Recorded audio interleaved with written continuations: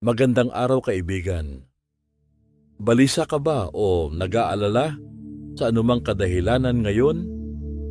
Naway maranasan mo ang kapayapaan sa presensya ng Diyos sa ating pagninilay-nilay. Kung dala-dala mo ngayon ang bigat ng mga alalahanin, ang takot sa kinabukasan, ang pag-aalala tungkol sa pera, trabaho, kalusugan, kaligtasan, o mga relasyon, nais kong sandali kang huminto. Huminga ka ng malalim. Ipikit mo ang iyong mga mata. Palayain mo ang iyong diwa. Palayain mo ang iyong kaisipan.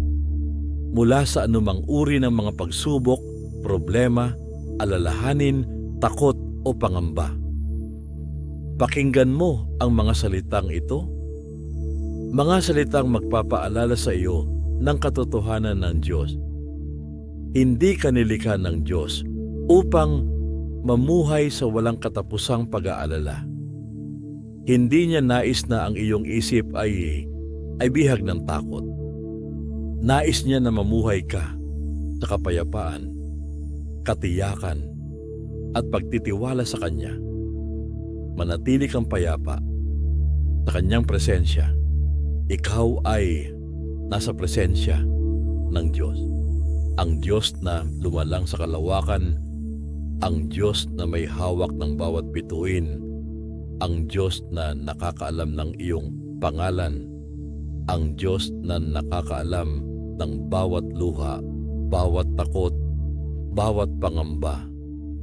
Hindi mo kailangan dalhin mag-isa ang mga pasaning ito.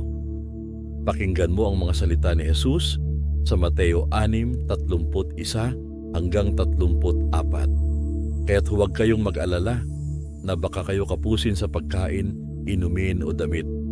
Hindi ba't ang mga hentil ang nababahala tungkol sa mga bagay na ito? Alam na ng inyong Ama na nasa langit na kailangan ninyo ang lahat ng ito.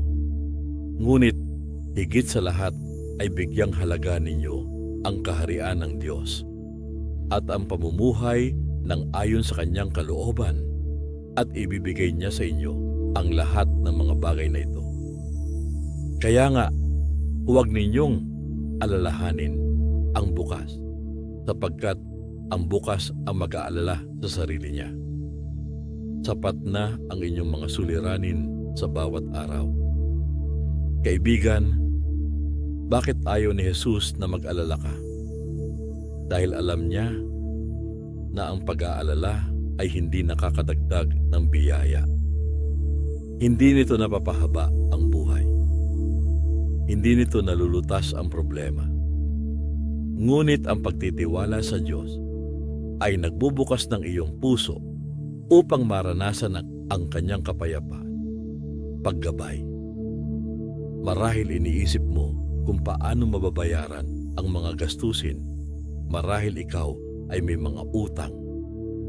Marahil may mga kakulangan. Ngunit, pakinggan mo ang pangako ng Diyos sa Pilipos 4:19. At buhat sa hindi mauubos na kayamanan ng Diyos, ibibigay niya ang lahat ng inyong kailangan sa pamamagitan ni Kristo Jesus. Hindi sinabi ng Diyos na alam lamang niya ang iyong pangangailangan. Sinabi niyang tutugunan niya ito. Maaaring hindi sa paraang inaasahan. Maaaring hindi sa oras na gusto mo. Ngunit ang Diyos ay hindi kailanman nahuhuli. Ang Kanyang probisyon ay dumarating sa tamang panahon. Kung natatakot ka tungkol sa iyong trabaho, pakinggan mo ito. Ang iyong amang kinabukasan ay hindi nakasalalay lamang sa ekonomiya. Hindi ito nakasalalay lamang sa tao. Ang iyong buhay ay nasa mga kamay ng Diyos. Sinasabi sa Jeremias 29:11, sapagkat batid kong lubos ang mga plano ko para sa inyo, mga planong hindi ninyo ikakasama, kundi para sa inyong ikabubuti. Ito'y mga planong magdudulot sa inyo ng kinabukasang punong-puno ng pag-asa. May plano ang Diyos para sa iyo. May pag-asa, may bukas, may pinto na kaya niyang buksan na walang taong makapagsasara. Kung may sakit ka o may mahal sa buhay na dumaraan sa karamdaman, pakinggan mo ang paalala ng Panginoon. Sinasabi sa Isaias 41:10, Ako'y sa iyo, huwag kang matakot. Ako ang iyong Diyos. Hindi ka dapat mangamba. Palalakasin kita at tutulungan, ingatan at ililigtas. Hindi ka nag-iisa sa laban na ito. Kasama mo ang Diyos. Kasama mo siya sa ospital. Kasama mo siya sa bawat pagsusuri. Kasama mo siya sa bawat gabi ng pag-aalala. At habang kasama mo siya, may pag-asa.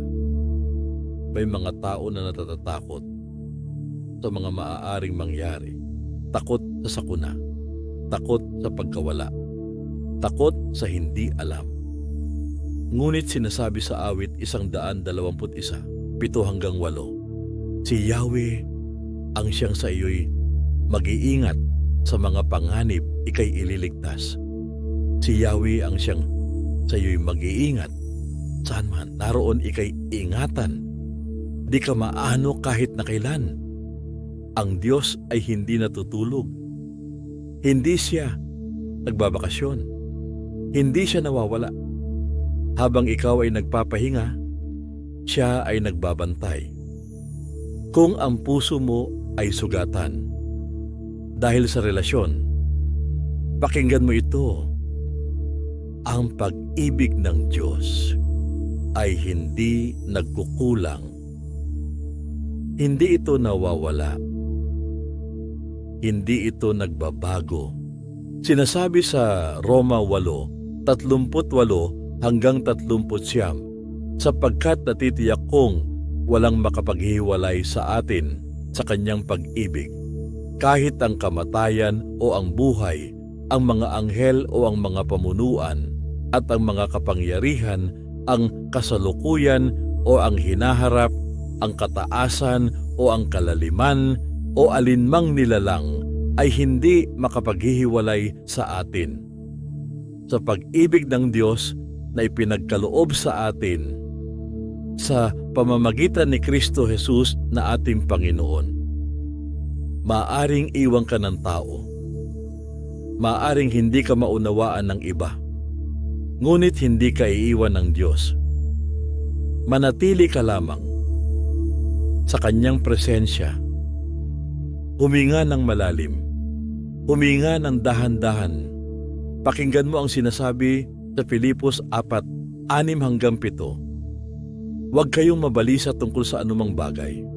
Sa halip, hingin ninyo sa Diyos ang lahat ng inyong kailangan. Sa pamamagitan ng panalangin, may pasasalamat at ang kapayapaan ng Diyos na hindi kayang maunawaan ng tao ang siyang mag-iingat sa inyong puso at pag-iisip dahil sa inyong pakikipag-isa kay Kristo Jesus. Ito ang kapayapaan na nais ng Diyos para sa iyo. Kapayapaang hindi nakabatay sa sitwasyon. Kapayapaang hindi nakabatay sa laman ng bank account.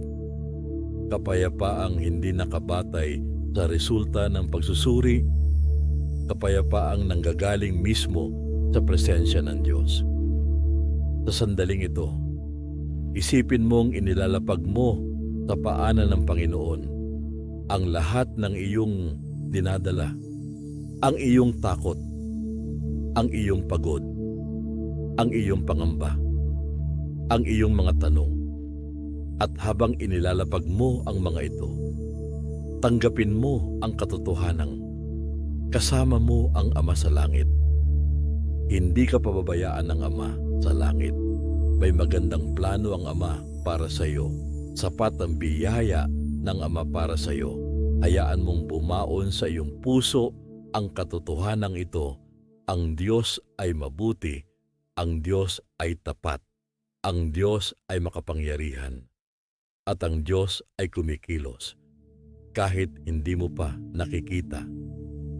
Sinabi ni Jesus sa Juan 14:27, "Kapayapaan ang iniiwan ko sa inyo, ang aking kapayapaan ang ibinibigay ko sa inyo. Hindi ito katulad ng kapayapaang ibinibigay ng mundo.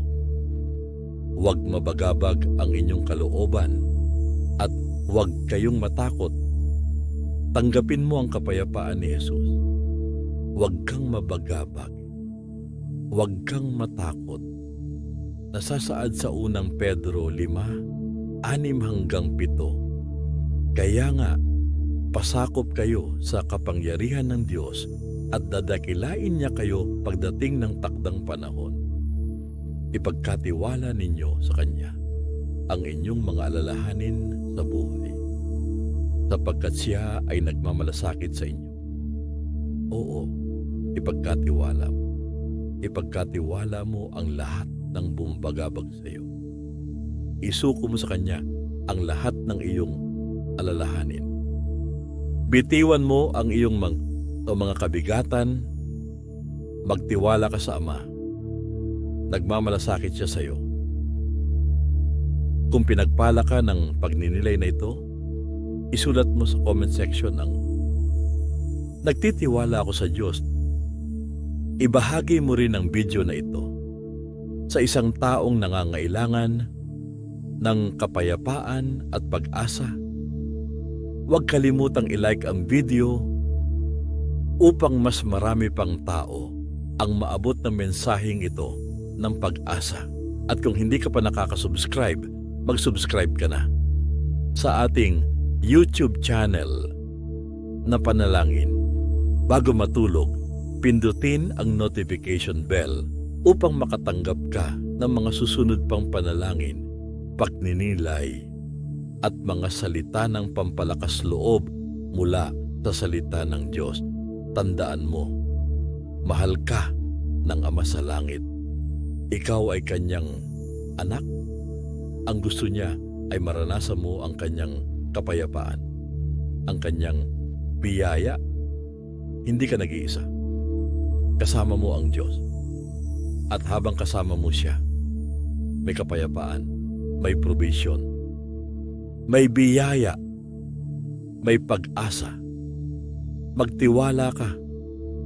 Paniwalaan mo ang Kanyang mga salita.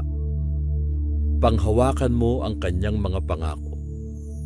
Maging panatag ang iyong kalooban sa panahon ng paghihintay. At may himalang inihahanda ang Panginoon para sa tamang panahon. Huwag kang mag-alala. Huwag kang matakot. Huwag mabalisa. Isuko ang lahat sa Kanya. Relax ka lang. Dahil Siya ang bahala sa iyo. Pagpalain ka ng Diyos.